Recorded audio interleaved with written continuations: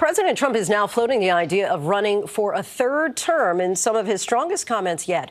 The president reportedly told Meet the Press anchor Kristen Welker that he wasn't joking when asked about the possibility, and he said that there were ways around the constitutional term limits on the presidency.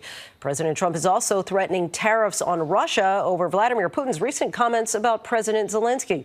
Here's ABC's senior political correspondent, Rachel Scott.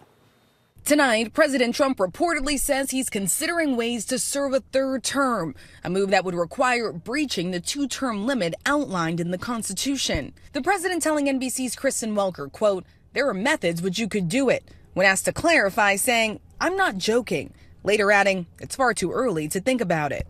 But the president and his allies have been floating the idea for months. I've raised a lot of money for the next race that I assume I can't use for myself, but I'm not 100% sure because I don't know. I think I'm not allowed to run again. I'm not sure. Am I allowed to run again? Amending the Constitution for Trump to run a third term would be extremely difficult, first requiring two-thirds approval by Congress and then ratification by 38 states.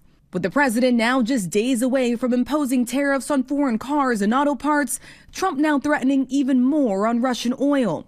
The president delivering his harshest criticism yet of Russian President Vladimir Putin, saying he's, quote, very angry with him for attacking the credibility of Ukrainian leader Volodymyr Zelensky. Putin on Friday claiming Zelensky lacks the legitimacy to sign a peace deal. Trump himself has criticized the Ukrainian president, falsely calling him a dictator. He refuses to have elections, is low in the real Ukrainian polls. I mean, how can you be high with every city is being demolished? But now Trump is changing his tune. The president reportedly saying, if a peace deal isn't made, and if I think it was Russia's fault, I'm going to put secondary sanctions on Russia. It comes as the White House presses forward with plans for steep new tariffs set to kick in next Thursday, including 25% tariffs on all cars and auto parts made outside the United States. Mr. President, should Americans buy cars now if they want to avoid higher prices? No, I don't think so. I think you're going to have a country that's going to boom. Some economists warn American businesses will pay those tariffs and then raise prices for consumers.